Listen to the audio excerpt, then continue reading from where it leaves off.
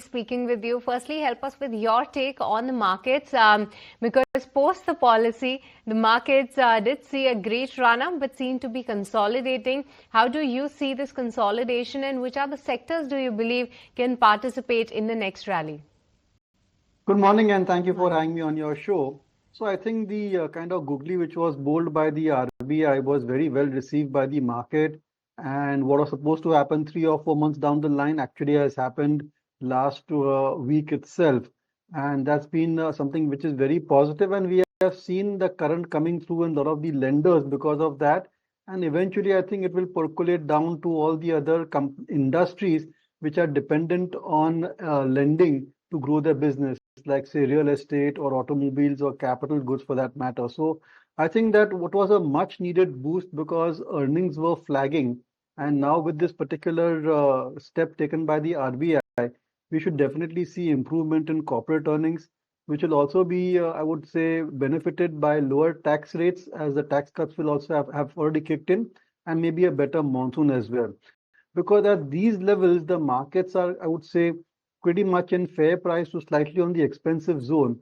And for the stock market prices to move up from these levels, we need a lot of support coming through from corporate earnings. And all the various aspects and the variables are in place to lift corporate earnings.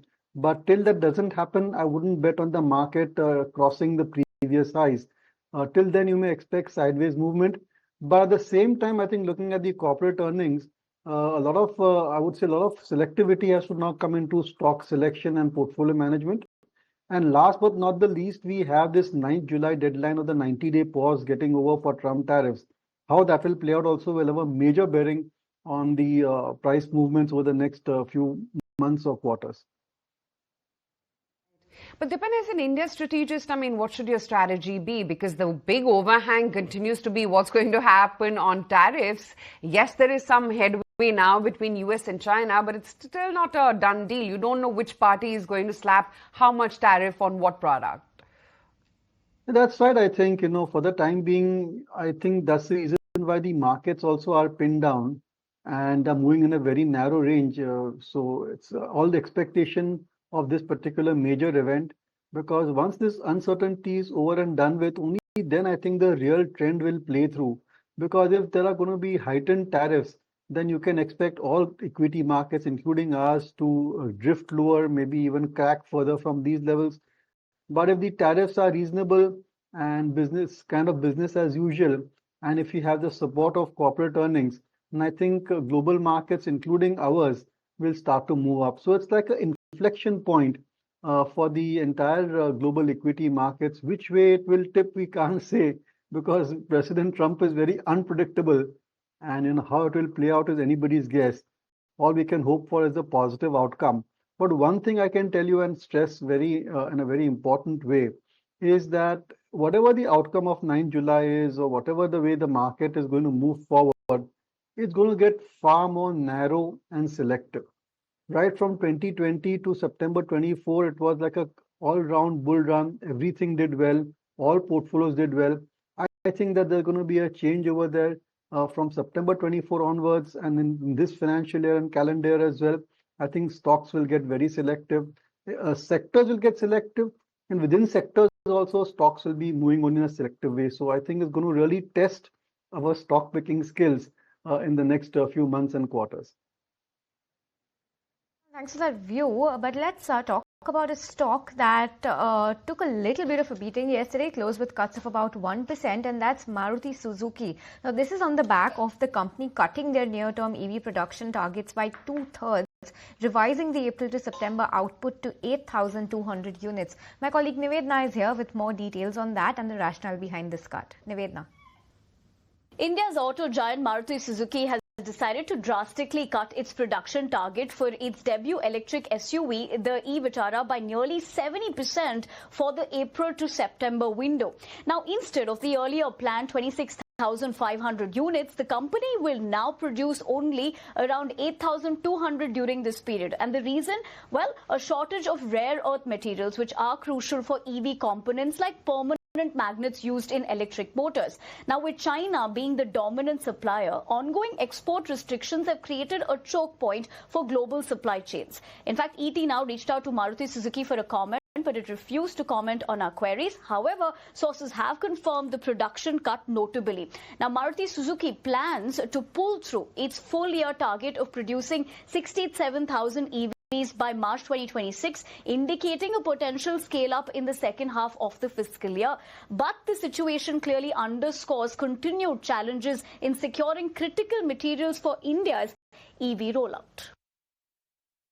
All right, thank you so much, Nivedana, for getting us all those details. So that's about Maruti Suzuki cutting its EV target for production in the near term, but the company sticks to its full-year guidance of close to 70,000 units in terms of production, majority of it which will be exported from India. But Dipan, help us with your take on this news flow, because yes, it's not just Maruti Suzuki which is now being vocal, or some reports are suggesting that the production could take a hit, but some of the other major OEMs have been showing concern regarding this. But along with that, Dipan, we also have that global news flow where between US and China, the trade deal respected to the rare earth is through. Do you believe for the auto majors it could be a serious issue in the near term, but someone should look at the bigger picture? Give us your sense on this whole news flow. See, I think it's certainly going to have a temporary effect, but that's more restricted to the EVs and not so much to the ICE vehicles. So it will not have as much of an impact as what we saw post-COVID, the kind of, I think it was a semiconductor supply chain, which was kind of getting more and more difficult for the entire auto OEM global. So it's going to have some temporary effect, but the bigger picture here for Maruti per se, and for a record, we have a sizable investment from our perspective, at least in our portfolios, on Maruti Suzuki, and we're getting increasingly cautious and concerned because, for one, the company is well behind the curve when it comes to new electric vehicles. Mahindra & Mahindra clearly has the lead, as do a lot of the other Chinese companies operating in India, and they are gaining market share in a significant way. Right now, it may appear to be small, but I think Maruti lost 3 percentage point market share in the last 12 months or so. And that could turn out to be even more sharper as more and more EVs come into play. So one big concern with Maruti is this particular absence of a coherent, I would say, or very aggressive EV strategy. And second part with Maruti is the fact that the freshness of the models is gone. See, Maruti did very well for the last 2-3 years because of many new models coming in. But now the lineup is not as exciting as it was looking at 2-3 years ago or so, and there's far more competition. So I'm getting a bit cautious on Maruti. I haven't thrown in the towel as yet, but within the auto space, I think there are two companies which come to mind. Usual disclosure, we and our clients are invested. One is, of course, M&M, which should do very well. Even the tractor division should do very well because of better monsoon, and last month numbers also were good. And second, of course, is Eicher Motors. Both these companies, if you track the volume figures monthly, you will be quite impressed on the progress which they are making. That's the point, right? I think the market is pretty much a mirror, or rather reflect